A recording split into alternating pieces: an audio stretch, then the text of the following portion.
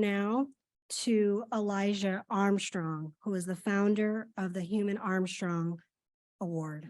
Elijah, over to you. Hi, yeah, I want to echo what everyone said. I'm really honored to be here with so many experts. A bit about me, I'm Elijah Armstrong. I'm an epileptic. I'm from Jacksonville, Florida. I went to high school at a public high school called Stanton College Preparatory School. And the lights in my math classroom, my junior year, they flickered and they caused me to have seizures literally every other day. So I'm not sure if y'all are familiar with high schools, A day, B day. So literally every other day at 10 in the morning, I would walk into this classroom, seize, have to go to the hospital. My mom would take me home. I'd be on IV medicine. It would ruin the rest of my day, oftentimes the beginning of the next day as well.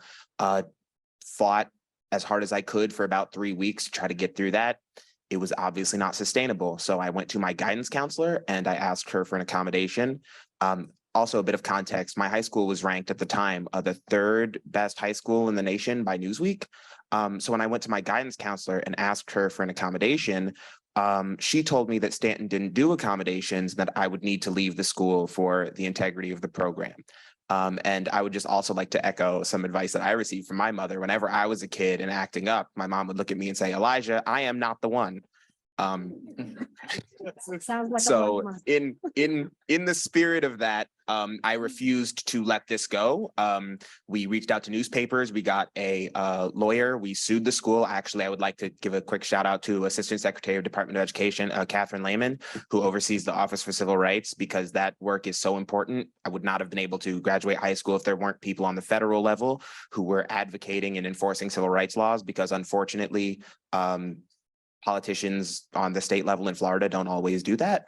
I'll leave that there. Yeah, so they told me I was not qualified to go to high school, that I was not qualified to do high school math. So I went on to Penn State immediately after I graduated. I founded Equal Opportunities for Students, which is a nonprofit I run in order to advance the voices of marginalized students so that they know their rights and they know where to go when situations like this happen, and students can tell their stories about the things that they experienced.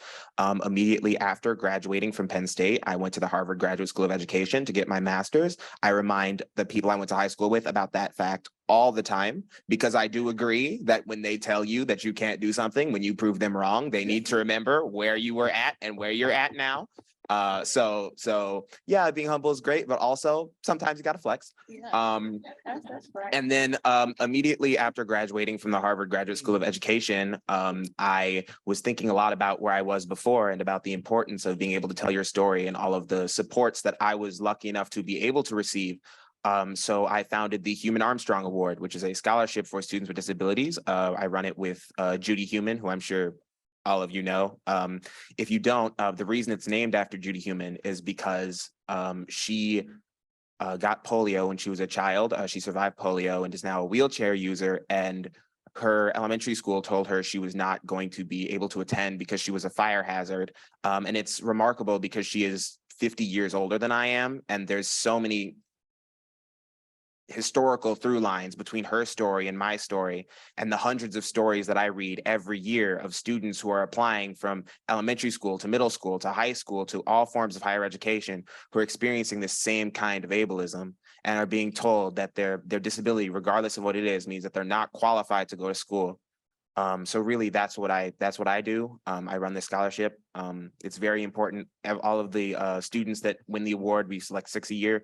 All the students receive a $1,000 monetary award, and we shoot a video with each of them, allowing them the chance to tell their story so that their stories can be shared into classrooms. Because very often when we talk about education, what we often call special education, we talk about the difficulty that teachers and schools have in accommodating students. And we talk about the difficulties that these parents have with having these poor, sick kids, but we don't actually talk about what it is that these students are experiencing in their schools and the places that they are sent and the things that they are told. So really, that's what I work to do, is center those experiences and help make sure that all of those students that we select are also exposed to people like the people in this room, and they know what they can do in the places that they can go. Because that's what I experienced, and that's what I know when I was in high school, what I would have appreciated having that program for me. Yeah, so that's essentially what I do, and I'm really glad to be on the panel with all of you.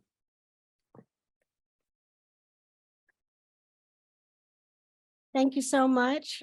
Thank you for uplifting the stories of other young people and continue to flex on them.